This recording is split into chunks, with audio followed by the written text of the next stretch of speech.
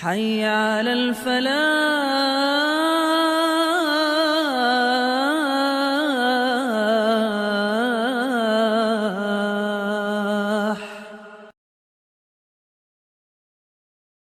मोहतरम सामीन किराम और मोहतरम नाजरीन, अस्सलामु अलैकुम वरहमतुल्लाहि वबरकातुहू।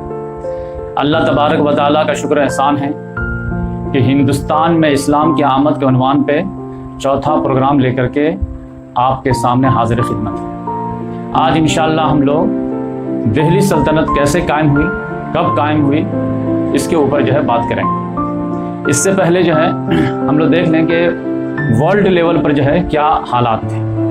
तो वर्ल्ड लेवल पर आप सल्लल्लाहु अलैहि वसल्लम के ज़रिए से जो है खिलाफत राशिदा कायम हुई 632 में।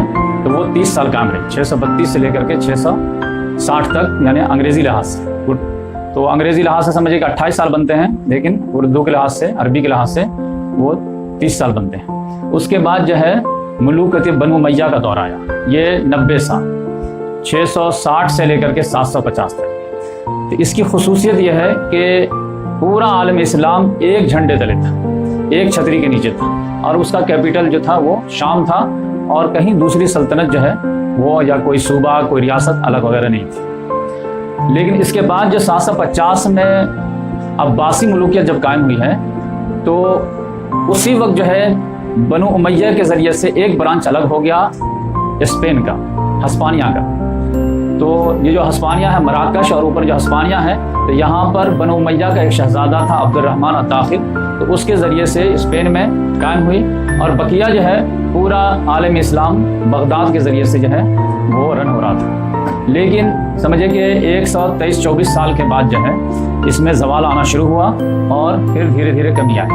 तो इसके जो पावरफुल बादशाह हैं, समझिए कि 10 बादशाह बड़े हुए अब्बासी खिलाफत का।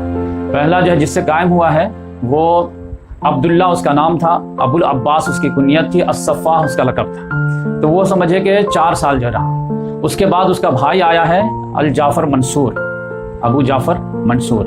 तो वो समझिए कि 21 साल रहा, यानी 754 से लेकर के 775 तक। और उसके बाद उसका बेटा आया है जो मेहदी के नाम से, मोहम्मद मेहदी। तो वो 10 साल रहा है, 775 से लेकर के 785 तक। फिर उसका भाई जो है या उसका बेटा है अल हादी, तो वो 1 ही साल रहा, तो 785 से 786। 786 में सबसे ज़्यादा पावरफुल बादशाह आया बनु अब्बास का, उसका नाम था हारून रशीद। तो हारून रशीद जो है वो 786 से लेकर के 809 तक रहा है, 23 साल तक के। और उसके बाद उसके 2 बेटों में सल्तनत तकसीम हो गई। तो एक बेटा जो है अमीनुर रशीद, वो समझिए कि 809 से लेकर के 813 तक। और दूसरा बेटा फिर पावरफुल आया मामून रशीद, तो वो 813 से लेकर के 833 तक, यानी 20 साल। और उसके बाद जो है समझिए कि मुअत्तसिम बिल्लाह आया है, तो 33 से लेकर के 42 तक। और फिर उसके बाद जो है वासिक बिल्लाह आया है, और वो जो है समझिए कि 42 से 47 तक। और उसके बाद जो है 61 तक जो है 10वां उसका खलीफा आया है। और उसके बाद जो ज़वाल आना शुरू हो गए, और यहाँ देखेंगे कि 874 आते आते एक सल्तनत निकल गई, सामानी सल्तनत। अब ये कहाँ पे कायम हुई? तो ये जो है सेंट्रल एशिया में कायम हुई, मावरा और नहर में, जो तुर्किस्तान कहलाता है। उसके बाद कुछ दिनों के बाद जो है 909 में, यानी समझिए कि 25-30 साल के बाद जो फिर एक सल्तनत टूट गई, और ये ईरान में कायम हुई, ये फातमी सल्तनत। ये जो है मिस्र में कायम हुई। इधर भी एक सल्तनत कायम हो गई, इधर भी एक सल्तनत है। इधर सुन्नी सल्तनत, और ये फातमी सल्तनत जो है वो शियों की सल्तनत थी। फिर 934 में जो है समझिए 25 साल के बाद फिर एक सल्तनत टूटी, और वो बनी बवई की सल्तनत, ये ईरान में। तो अब यह है कि स्पेन अलग है ही, फिर जो है अफ्रीका में मिस्र में एक हुकूमत कायम हो गई, वो अलग। फिर जो है सेंट्रल एशिया में अलग हुकूमत कायम हो गई, वो अलग। अब ईरान में भी अलग, अभी बेचारे सुकड़ते चले जा रहे हैं। फिर उसके बाद जो है 976 में जो सामानी सल्तनत ही से जो है टूट करके एक सल्तनत कायम हुई, गजनी सल्तनत। वो समझिए कि सामानी सल्तनत के 102 साल के बाद 874 में वो, 976 में ये। तो यही सेंट्रल एशिया से नीचे, यानी ये ईरान में जो गजनी है, यहाँ पे एक सल्तनत कायम हुई। उसके बाद जो फिर 1037 में सल्जूकी सल्तनत कायम हुई। ये बनी बवई की जो सल्तनत थी, इसको हटा करके समझिए और इसके जगह पर जो है ये सल्जूकी सल्तनत कायम हुई। अब सल्जूकी सल्तनत जो है ये काफी पावरफुल सल्तनत थी। ये ऐसा लग रहा था कि फिर सारे को यूनाइट कर देंगे, तो ये काफी बड़े। फिर इसके बाद जो है ख्वारिज़्म शाह की सल्तनत कायम हुई। इसके 100 साल के बाद 1156 में ये कहाँ पे कायम हुई है, ये समझिए कि यहीं पे कायम हुई, सेंट्रल एशिया के पास। तो ये भी पूरा जो है सल्जूकी को हटाए और ख्वारिज़्म शाह की सल्तनत आ गई। फिर उसके बाद आप देखेंगे कि गजनी सल्तनत में कमजोरी आए, तो उसके जगह पे फिर गौरी सल्तनत कायम हुई 1157 में। ये कहाँ पे, गजनी में ही गजनी सल्तनत और अफगानिस्तान में ही गौरी सल्तनत। तो सामानी सल्तनत टूटी है अब्बासी खिलाफत से, और गजनी सल्तनत टूटी है सामानी सल्तनत से, और गौरी सल्तनत टूटी है गजनी सल्तनत से। उसके बाद अय्यूबी सल्तनत कायम हुई 1174 में। ये कहाँ पर, ये शाम और मिस्र के इलाके में, ये इस एरिया में ये है। फिर 1206 में जो है दिल्ली में सल्तनत कायम हुई है, जो आज हमारा टॉपिक है। और फिर ममलूक डायनेस्टी कायम हुई है। जब ये अय्यूबी सल्तनत 1250 में खत्म हुई है, तो मिस्र में ही जो है 1250 में ममलूक डायनेस्टी कायम हुई है मिस्र में। और फिर उस्मानी सल्तनत जो है वो 1299 में कायम हुई है और 1924 तक। लेकिन ये 1517 में जो है ये ममलूक को खत्म करके ये पूरा एरिया जो है मिस्र में भी इन्होंने कैप्चर कर लिया, और मक्का मदीना को भी कैप्चर कर लिया। फिर मुगल आए इंडिया में 1526 में 1857 तक। तो आज का जो हमारा टॉपिक है वो आप देखेंगे 1206 से लेकर के 1526 तक। तो 1206 में जो हालात थे वो ये थे कि ये बगदाद है, तो ये सिर्फ जो है बगदाद बस इतना ही जो है अब्बासी खिलाफत रह गया। बाकी हर जगह जो है छोटी छोटी रियासतें कायम हो चुकी थी, इनकी बस ये थी। अब इसमें आप देखेंगे कि चंगेज खान जो है वो 1206 में जो है वो हुकूमत कायम कर लिया था। कहाँ पर, मंगोलिया में, चंगेज खान। अब ये पूरा चीन वगैरह में इसकी हुकूमत कायम हो गई थी, और यहाँ पर जो है ख्वारिज़्म शाह की हुकूमत थी। इसने जो है इसके एक तिजारती काफिले को मार दिया, तहकीक के लिए एक टीम भेजा तो उसको भी मार दिया। लिहाजा इसको गुस्सा आया और इसने जो है वो अटैक कर दिया इसको। तो ये पूरा सेंट्रल एशिया वगैरह को रौंदते हुए पूरा ईरान वगैरह को रौंद करके रखा। लेकिन यह है कि चंगेज खान जो है वो 1206 से लेकर के 1227 तक, तो कुछ ही दिनों के बाद इसका इंतकाल हो गया, ये वापस चला गया।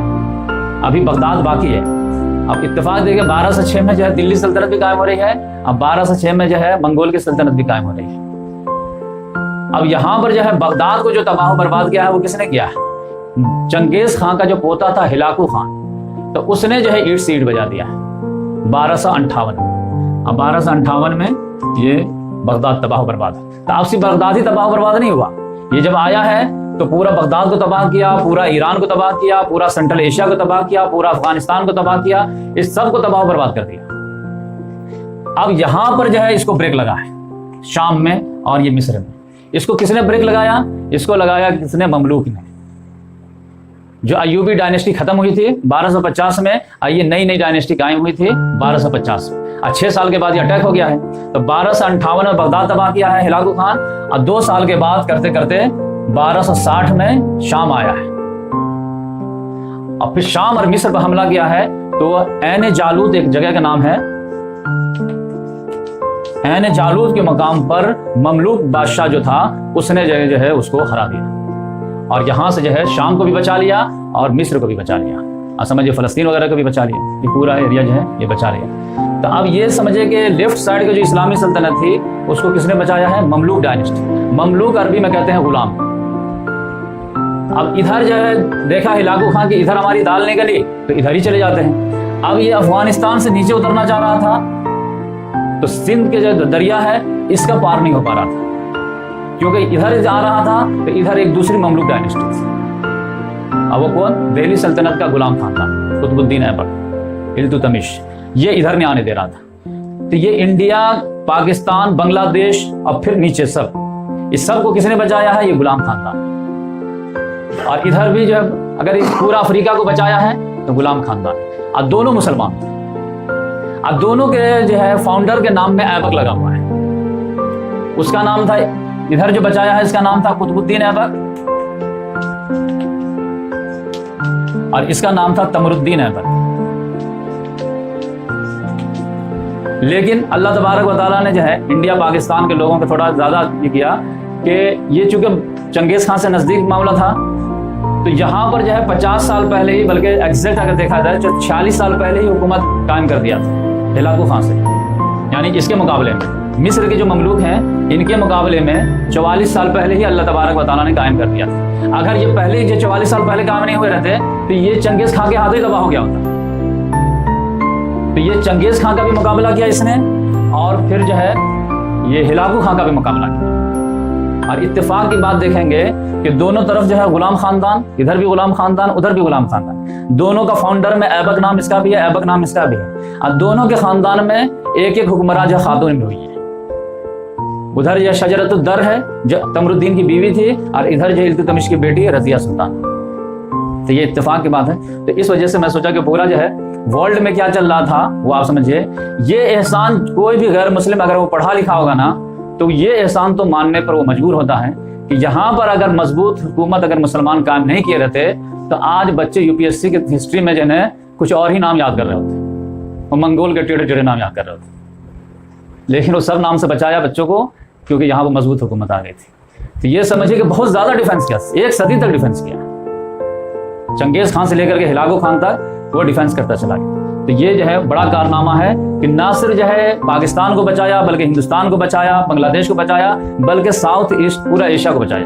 क्योंकि ये चंगेज खान वगैरह क्या थे, यह बिल्कुल वहशी लोग थे, पूरा जो है जंगल के आग की तरह रौंदते हुए चले जाते थे। ये फतह वतह करना कुछ नहीं, बस रौंदते हुए चले जाओ। तो ये जो है पूरा सेंट्रल एशिया, पूरा मिडिल ईस्ट वगैरह का तहबाला कर दिया, लेकिन इधर 2 के जरिए से अल्लाह ताला ने बचाया। अब इसी में आप देखेंगे कि एक और चीज आपको समझ में आएगी। इंडिया में जो ये इस्लाम आया है, ये जो कुतुबुद्दीन ऐबक वगैरह हैं, ये गुलाम थे। लेकिन गुलाम थे तो मतलब खानदानी लिहाज से गुलाम नहीं थे, खानदानी लिहाज से नस्लन तुर्क थे। और ये बड़े बड़े घराने के लोग होते थे, लेकिन जंग में जो है हार जाते थे तो गुलाम बना लिए जाते थे। तो इस तरह के गुलाम रहते थे, यानी पावरफुल रहते थे लेकिन गुलाम बना लिए जाते थे। तो ये बाजार में जो है ये बिक रहे थे। तो ये शहाबुद्दीन गौरी जो है मार्केट में गुलाम खरीदने गया, तो गुलाम को देख रहा था कि कौन अच्छा गुलाम है, तो बहुत सारे गुलामों को खरीद लिया। इसकी शक्ल सूरत अच्छी नहीं थी तो इसको जो है इग्नोर करता था, इसको खरीद के क्या होगा, मुसीबत ही होगा। तो लास्ट में जब जाने लगा तो इसी ने रिक्वेस्ट किया कि ऐसा है कि जब इतना खरीद ही हैं तो हमें भी खरीद लीजिए, तो हम जो है आपको मतलब अपना टैलेंट दिखाएंगे तो आप खुश हो जाएंगे। तो शहाबुद्दीन गौरी ने कहा जब तुम बोल चल तू भी आ जा, 1-2 आना में तो आता होगा। तो इस लिहाज से कुतुबुद्दीन ऐबक को जो है उसने खरीद लिया। अब ये जो है बड़ा इसका जो है कारनामा अंजाम देकर दिखाया है कि जब गौरी सल्तनत, जो कल पूरे बात हुई थी कि इधर ख्वारिज़म शाह से इनकी बड़ी टक्कर रहती थी खुरासान में, तो ये कुतुबुद्दीन ऐबक जो है बड़ा बहादुरी का रोल निभाया था और बहुत काम आया था। यही वजह कि इसकी इमेज इधर ही बन गई थी, जिसकी वजह से फिर इसको जो शहाबुद्दीन गौरी साथ में ले लेकर के घूमता था। और उन्हें बताया कि तराइन के मकाम पे जो बाल बचाया है तो ये कुतुबुद्दीन ऐबक ही ने बचाया है, वो इसको लेकर। यही वजह है कि 1192 में जब शहाबुद्दीन गौरी पूरा फतह वगैरह कर लिया है, अजमेर, दिल्ली, लाहौर सब, तो फिर दिल्ली में अपना नायब किसको बनाया, कुतुबुद्दीन ऐबक को बनाया, और खुद जो है चला गया वो अफगानिस्तान। अब मैं इतना तमहीद इसलिए बांध रहा हूं कि आप ये फील कर पाएं कि इंडिया में जो इस्लाम आया है वो कैसा इस्लाम आया है। तो हालात आप देखेंगे कि इंडिया में इस्लाम जो आया वो इधर से नहीं आया। इस्लाम इधर से एक मरतबा कोशिश हुई मोहम्मद बिन कासिम के जरिए से, वो फेल हो गया। फिर 300 साल, पौने 300 साल के बाद ये हुआ, लेकिन वो महमूद गजनवी के जरिए से। वो तुर्क थे लेकिन वो भी गुलाम थे, उनके वालिद भी गुलाम, दादा भी गुलाम, लेकिन वो तुर्क थे लेकिन अफगानिस्तान से आए। अब तीसरे मरतबा जो आया है वो शहाबुद्दीन गौरी, वो तुर्क नहीं था, वो पठान था, वो अफगानिस्तान से आया था। और ये कुतुबुद्दीन ऐबक जो है ये भी तुर्क था, ये शहाबुद्दीन गौरी का गुलाम था। तो अब यहाँ पर जो है इंडिया में जो इस्लाम आया है पावर के जरिए से, वो अरब इस्लाम नहीं आया है, तुर्क इस्लाम आया है। अब तुर्क में जो है वहां पर जो ये थे तो वो मसलक के लिहाज से हनफियत का गलबा था। मसलक के लिहाज से वो हनफी मसलक को वो फॉलो करते थे। हनफी मसलक में ये था कि इज्तिहाद नहीं होता था, बस फतवे हैं, वो जो मालूम हो गया है उस पर अमल करते रहिए। और फिर उसमें तकलीद जो है, जो पहले लोगों ने कह दिया है उसी को आंख बंद करके मानना है। और तीसरी चीज़ जिसकी तरफ मैं ज़्यादा जो है इशारा करना चाहता हूँ वो ये कि ये चंगेज़ खां से लेकर के हिलाकू खां तक, यानी 1206 से लेकर के 1260 तक ये तबाही मचाया है। ये पूरा तबाह बर्बाद जब हो गया है तो मुसलमानों में मायूसी की इंतहा बैठ आ गई। तमाम मुसलमान मायूस हो गए थे, मतलब कुछ बचा ही नहीं था। ईरान तबाह बर्बाद, बगदाद तबाह बर्बाद, सेंट्रल एशिया तबाह बर्बाद, तो जीने की तमन्ना ही नहीं रह गई थी, दुनिया से बोरिंग हो गए थे।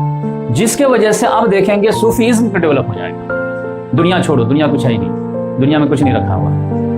तो अब जो इस्लाम इंडिया में आया है ना, तो या तो आप देखेंगे कि बादशाह लेकर आ रहे होंगे या फिर सूफी वगैरह आ रहे हैं, सूफिया किराम आ रहे हैं। तो शहाबुद्दीन गौरी भी आया है और उसी के साथ साथ जो है मोइनुद्दीन चिश्ती भी आए।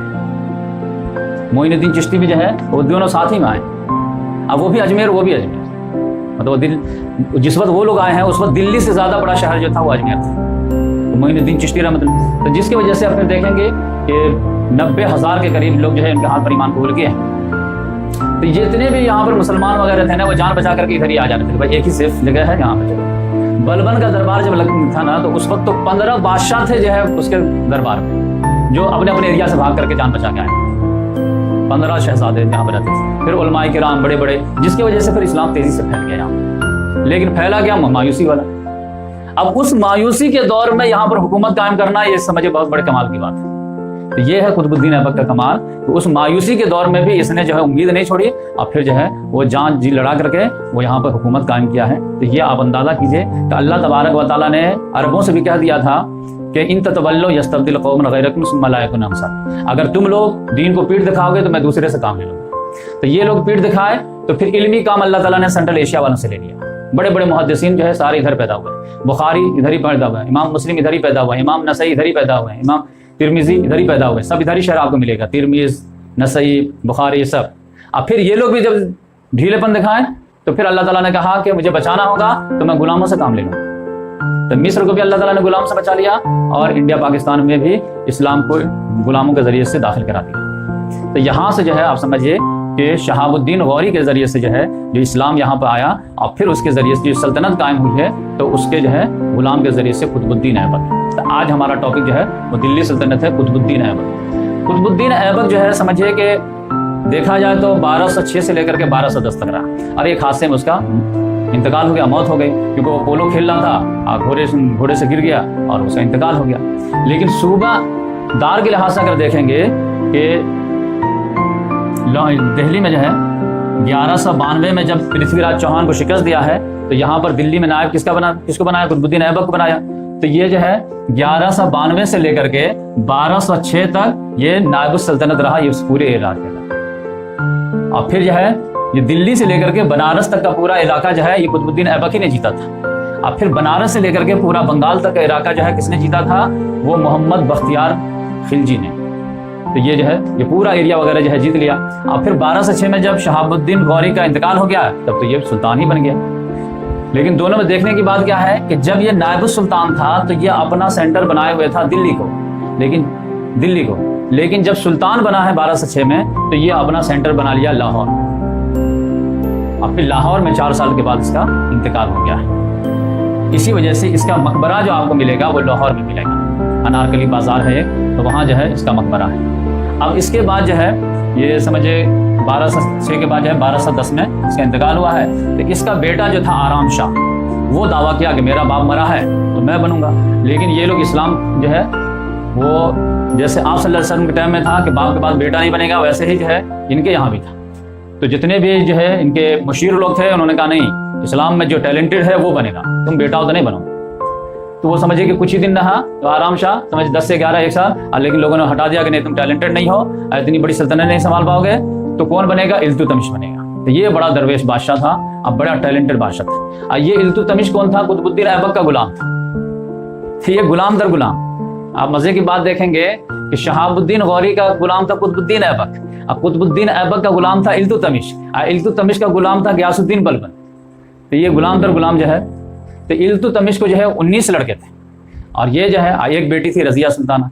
तो ये जो है पूरा जो है नीचे तक जो है समझिए कि उज्जैन तक भी फतह कर लिया। ये जो मध्य प्रदेश में उज्जैन है, तो ये पूरा बंगाल से लेकर के ये पूरा शुमाली हिंदुस्तान वगैरह उज्जैन तक पूरा फतह कर लिया और बड़ी मजबूत इस्लामी हुकूमत कायम किया यानी। और फिर आप देखेंगे कि इसके ज़माने में मंगोल जो है चंगेज़ खान बहुत हमला कर रहा था, क्योंकि इसका जो है तारीख क्या है वो 1211 से लेकर के 1236। अब मंगोल चंगेज़ खान कब है? 1206 से लेकर के 1227 तक। तो ये मैन जो पीरियड इन्हीं का था। तो इसने यहाँ पर जो है बहुत जम के मुकाबला किया और चंगेज़ खान के नीचे उतरने ही नहीं दिया। ये जो समझे सिंध का दरिया है वो पार ही नहीं करने दिया।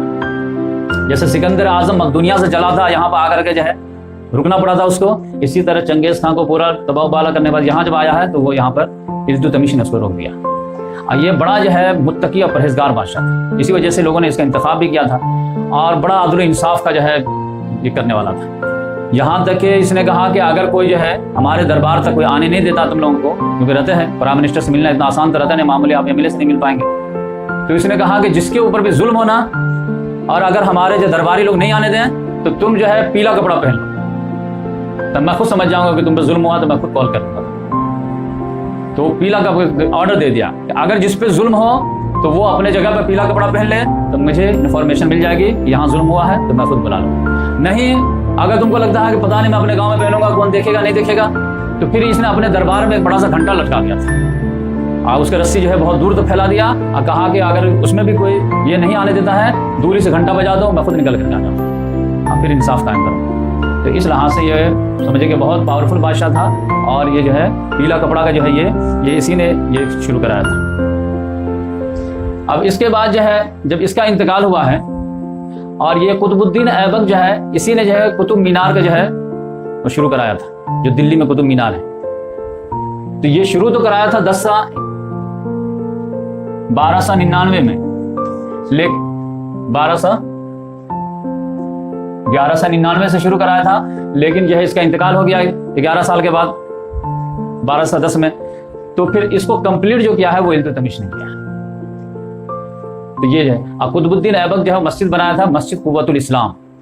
तो वो कुव्वतुल इस्लाम ही के जो मीनार है वो कुतुब मीनार है।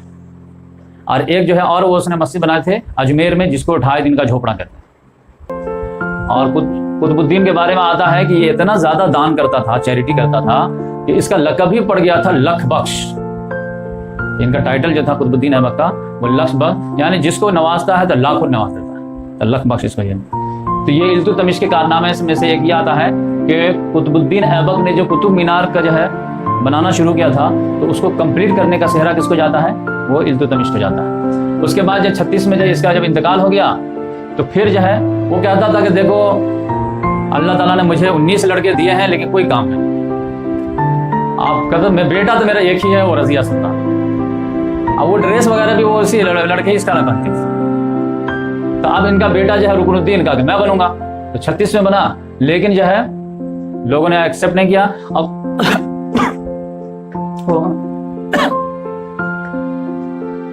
खुद रजिया सुल्ताना जो है उसको खत्म करके खुद गद्दी पे बैठ गई। और समझिए कि 36 से लेकर के 40 तक जो है ये रजिया सुल्ताना जो है यहाँ पर रही।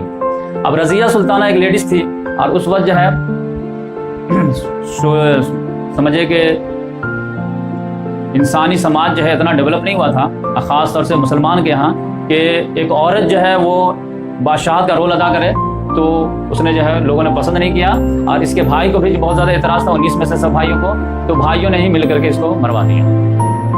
तो 4 साल के अंदर अंदर जो है इसका इंतकाल हो गया। तो फिर जो है इल्तुतमिश ने ये भी किया था, मशवरा का जो है शूरा भी बनाया था, मजलिस शूरा। उसमें 40 टैलेंटेड लोगों को रखता था, तो उसको चहलगामी कहते हैं, मजलिस चहलगामी। तो वही बाद में जो है वो बादशाह वगैरह तय किया करते थे। तो उसने डिसाइड किया कि रजिया सुल्ताना नहीं बनेगी और इसको हटाया जाए, तो हटा दिया गया। तो फिर उसके बाद जो माजुद्दीन बहराम शाह बना। तो वो समझिए कि 40 से 42 साल 2 साल रहा, उसके बाद ये भी खत्म हो गया। फिर उसके बाद उसका दूसरा भाई बना अलाउद्दीन मसूद, ये 4 साल रहा, 42 से 46 तक।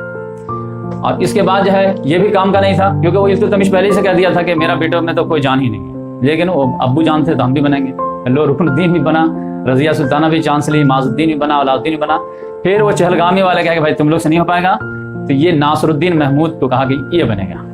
ये भी टैलेंटेड नहीं था लेकिन नेक बहुत था, कहा भाई ये नेक आदमी ठीक है, इसको नचाना हम लोगों के लिए आसान रहेगा। तो ये चहलगामी वाले भी मिसयूज करते थे, अपने हिसाब से बादशाह को जो है नचाते थे। जैसे कांग्रेस वाले जो है मनमोहन सिंह को नचाते थे, तो वैसे ही जो है ये नचाते थे। तो नासरुद्दीन महमूद तो इतना ज्यादा शरीफ था कि उसको जो है ये सब पसंद ही नहीं। तो उसने गयासुद्दीन बलबन को जो है, जो कभी इल्तुतमिश का गुलाम था और सूबे पंजाब का जो है ये सूबेदार रह चुका था, तो इसको बुलाया, कहा कि देखो मुझे अल्लाह अल्लाह करने दो, मुझे ये हुकूमत इस सब चक्कर में मत रखो, और तुम जो है मेरे बिहाफ पे जो है वजीर आजम बन करके पूरे संभालो। बस ये है कि नाइंसाफी नहीं होनी चाहिए। और ऐसा ना हो कि तुम गड़बड़ी करके जाओ तो आखिरत में तुम भी फंसो और हम भी फंसे। और ये जो है कौम का जो खजाना था उसको अमानत समझता था, तो 1 रुपया उसमें से नहीं लेता। और कुरान लिख करके जो है उसकी जो रॉयल्टी आती थी या उसकी जो कीमत आती थी तो उससे अपना खर्च चलाता था। उसमें भी कुरान भी जो है छिप करके छुपा करके बेचता था। ऐसा नहीं कि बादशाह का हाथ का है तो वही जो है लाखों में बिक रहा है, नहीं, कॉमन आदमी का कुरान आया है, आप खरीदना खरीदी। और ये इतना ये जो है मतलब नेम फेम से भागता था कि सिर्फ जब दरबार लगते थे ना तो उस वक्त शाही लिबास पहनता था, आ जाता था। अब बकिया जैसे शाही दरबार खत्म हुए वैसे ही फिर पुराना कपड़ा पहने। तो इस तरह ये जो है 20 साल तक रहा, यानी 1240 से लेकर के 1266 तक। लेकिन पूरा जो है कौन रोल अदा कर रहा था? गियासुद्दीन बलबन। लेकिन जब नासरुद्दीन महमूद का इंतकाल हो गया तो अब जो है गियासुद्दीन बलबन जो है वो खुद बादशाह बन गया। ये बहुत पावरफुल बादशाह बना है। ये पावरफुल इतना बादशाह था कि अगर आपको जो है ये 1206 में कायम हुए ना, तो 1206 से लेकर के तो 1526 तक तो दिल्ली सल्तनत ही रहेगी, 5 खानदान। अब फिर 1526 से मुगल आ जाएंगे बाबर, वहां से लेकर के बहादुर शाह जफर तक 1857 तक, तो तकरीबन आपको कितने हो जाते हैं? 12 से 18, 600 साल। 600 साल में जितने भी बादशाह हुए हैं इसमें से टॉप 4 कौन से हैं? तो ये टॉप 4 में जो है एक तो मुहियुद्दीन औरंगजेब और एक है जलालुद्दीन अकबर। अब गैर मुस्लिम की निगाह में जलालुद्दीन अकबर पहले नंबर पर आते हैं, मुसलमान की निगाह में मुहियुद्दीन औरंगजेब पहले नंबर पर आते हैं। तीसरे नंबर पर है अलाउद्दीन खिलजी जो कल है टॉप है, और चौथे नंबर पर ये गियासुद्दीन बलबन। तो ये टॉप 4 में जो है ये इसका नंबर आता है। तो ये इसके जो पॉलिसी ये थी कि देखिए एक्सटेंड करने की जरूरत नहीं है, जितना है उसी को मजबूत करो हुकूमत, तो ये असल कमाल है। और फिर अदल इंसाफ कायम करो, तो ये जो है ये चाहता था पूरे यहाँ तक जो है जीत लेता, लेकिन ये कहा नहीं, जितने ही है उतने ही हम लॉ एंड ऑर्डर को ये करेंगे। और ये गियासुद्दीन बलबन जो ये नासरुद्दीन महमूद जो था ये तो बहुत ही नेक था, माफ माफ माफ। इसने पॉलिसी लाया आयरन एंड ब्लड, बस बात मानो तो ठीक है, नहीं तो लोहे से दिमाग ठीक करता। तो बड़ा जो है ये सख्त स्टेप लिया एकदम। अब बड़ा नेक था, तहज्जुद गुजार वगैरह भी था। अब बादशाह का रोब दबदबा आव भाव ये इतना ज्यादा काम किया। पहले नंबर पर तो ये जो है चलीसा जो था मजलिस से शुरू उसको खत्म किया, ये बात खिलवाड़ करता रहता है। ये इसी में से ये भी था 40 में से एक, इसको मालूम था अंदर क्या होता है, तो उस लिहाज से कहा पहले तो इसी को खत्म करो। अब उसके बाद जब ये हुकूमत करना शुरू किया तो बहुत बोल्ड स्टेप लिया। तो 3 इसके बड़े कारनामे माने जाते हैं कि जो इसका कोई इंसान ही नहीं है। नंबर 1, पूरे इसमें जो है वो अमन अमान कायम कर दिया। अमन अमान क्या है कि दिल्ली और मेवात वगैरह बहुत करीब करीब, ये मेवात के लोग जो है ना रास्ते में डकैती वगैरह बहुत करते हैं, तिजारती काफिला गुजर ही नहीं सकता। अब जब सेफ्टी आप नहीं देंगे, सिक्योरिटी नहीं देंगे, तो तिजारत फ्लोरिश कैसे करेगी? तो तिजारत जब बैठ गया, बस जो ज़राअत का मामला रह गया था, इसने जो है बहुत सख्त स्टेप लिया। अब उसमें होता क्या था कि लोग आते थे, डाकू लोग लूट मार करते थे, और जैसे ही जो है बादशाह की पुलिस आती थी जंगल में भाग जाते थे। तो आप कहते जंगल में भाग गए लोग, इसने कहा आप जंगल में भागे तो जंगल में जाओ, जंगल कटाना पड़े तो जंगल काट दो, कहाँ से भागे, जहां से भागे वहां तो भगाओ, लेकिन पकड़ के चाहिए। छोटी छोटी बात में बड़ी बड़ी सजा देते और अपना दोस्त दुश्मन कुछ नहीं देखता था। एक मरतबा तो जो है बदायूं का एक सरदार था, उसने एक आम आदमी पर जो है को किसी वजह से कत्ल कर दिया। उसको पता चला तो सरदार को पकड़ करके कत्ल कर दिया और उसकी लाश को जो है उसके दरवाजे से टांग दिया। एक आदमी ऐसे ही था, उसने जो है किसी गरीब को मार दिया, तो उसने जो है उसके बदले में 500 कोड़े मारे। अब फिर क्या कि इसको ले जाओ, उसके वारिसीन को दे दी, मकतूलिन को, अब तुम चाहो तो मार दो इसको, नहीं चाहो तो इसको मार। तो मकतूल जो उसके खानदान वाले थे, हैबत खां के खानदान वाले, उसने 20,000 रुपया दे करके जान छुड़ा। तो ये 2-3 एग्जाम्पल जैसे क्रिएट किया कि पूरा अमन अमान कायम हो गया, सारे लोगों के दिमाग ठीक हो गया। उसके बाद जो है दूसरा कारनामा जो है ये हिलाकू खां के जो है पूरा जो थ्रेट था, तो ये पूरे जो है अपने दौर में उसको फेस करता रहा। क्योंकि आप देखिए कि 46 में ये बना है, यही इसका पिक टाइम है हिलाकू खां का। 50 से समझ शुरू किया है, करते करते जो 58 में जो बगदाद था वहां बर्बाद किया है, 60 में इधर आया है, और फिर इधर नहीं आया तो इधर करना शुरू किया है। तो यहाँ तक कि ये इतना ज्यादा उसमें इन्वॉल्व था कि अपना बेटा को जो है लगाया लाहौर और मुल्तान में, क्योंकि ये बॉर्डर था। इसका 2 ही बेटा था, एक मोहम्मद सुल्तान खान, तो वो जो सबसे ज्यादा टैलेंटेड बेटा था उसी को यहाँ पे लगाया। वो बेटा जो है इनका शहीद हो गया मंगोलों से फाइट करते करते, ये 1284 में। तो इस लिहाज से जो है इसका ये दूसरा बड़ा कारनामा यह है कि इसने यहाँ पर किया और लॉ एंड ऑर्डर को एकदम जो है दुरुस्त वगैरह कर दिया। उसके बाद जब जाने की बारी आई तो इसका मैन जो बेटा था टैलेंटेड, वो तो इंतकाल कर गया था। तो दूसरा बेटा जो था वो बंगाल में हुकूमत कर रहा था। उसको बोला कि बेटा तू आ जा, अब तो मैन बेटा तो इंतकाल कर गया है और उसका जो बेटा है क्या खुसरू, वो बहुत छोटा है, तुम्हारा बेटा भी बहुत छोटा है, तो अब तुम यहाँ से संभालो। लेकिन वो आने के लिए तैयार ही नहीं हुआ। वो आया भी एक मरतबा तो देखा कि ये बूढ़ा जो है अभी लगता है जिंदा रहेगा। अब बाप के छतरी में जो है कब तक हम रहेंगे, और उधर तो फ्रीडम है। कहने अब्बू मैं जाता हूँ, तक वो चला गया। अब इसकी अचानक तबीयत खराब होने लगी, कोई था नहीं, तो इसने वसीयत कर दिया कि वो जो मेरा बेटा मोहम्मद खान सुल्तान जो इंतकाल गया है, उसका बेटा जो है क्या खुसरू, तो मेरे बाद उसको बना देना। लेकिन लोगों ने जो है, वो बेचारा बाप था ही नहीं, बोलने वाला था ही नहीं, तो फिर इसका बेटा जो था इकबाल, ये तो लिखा भी है, तो उसको जो है लोगों ने बना दिया। ये ऐश इशरत का बड़ा सिद्धांत। अचानक इसको तो उम्मीद ही नहीं थी कि मुझे बना जाएगा, 17 साल का नौजवान था। अब ये देखा पूरी बादशाहत, तो ये तो पूरा ऐश में लग गया। ऐश में लगा तो इसके बाप को पता चला कि जो है ये बेटा ये तो क्या कर रहा है, तो फिर भी माना नहीं, तो एक फौज लेकर के चला, तो ये भी फौज लेकर के चल गई। दोनों को मुठभेड़ हो गई, लेकिन किसी तरह जो है सुलह सफाई कराए। तो बाप ने बहुत नसीहत वगैरह किए, लेकिन ये तौबा उबा किया। तौबा उबा जो है कुछ ही दिन के बाद जो है फिर तौबा से जो है मुतनफ़िर हो गया। यानी वो रहता ना कि भाई आज से इंशाल्लाह ये नहीं करूँगा, लेकिन फिर जब सामने आ जाता है ठीक होता है। तो पहले ज़माने में क्या था कि ऐश के नाम पर क्या था, शराब कबाब और शायरी वगैरह। अब शायर लोग जो है वो चढ़ाते रहते थे। ये अपना फाइट करता, नहीं अब मैं तौबा कर लिया, तौबा कर लिया। अब एक मतलब चढ़ा दिया शायर लोगों ने, एक मिसरा बोल करके छोड़ दिया, जाने दीजिए आप तौबा की। नहीं बोलो क्या है, नहीं जाने दीजिए। अब कहा नहीं बोलो सही, वो कहा बोला, उसी में जब फिर वो धुन में आ गया, पीना पाना शुरू कर दिया। और उसके बाद जो है तो मामला बिल्कुल बिगड़ता चला गया। मामला जैसे बिगड़ा कि पंजाब का एक सूबेदार था, उसका नाम था जलालुद्दीन फिरोज खिलजी। तो उसने देखा कि मामला बैड टू वर्स ना हो जाए, तो उसने अटैक करके इसको खत्म किया और अपनी हुकूमत कायम कर दिया। तो अब यहाँ से जो है कायम हो गई खिलजी डायनेस्टी।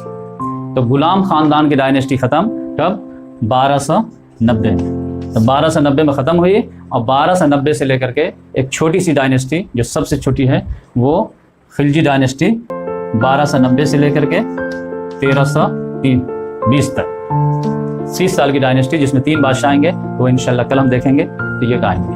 तो इस तरह से मैं सोचा कि आपके सामने गुलाम खानदान जो है, दिल्ली सल्तनत जो है, ये 5 खानदानों का मजमूआ है और तकरीबन इसमें कितने दिन बनते हैं, ये 320 साल।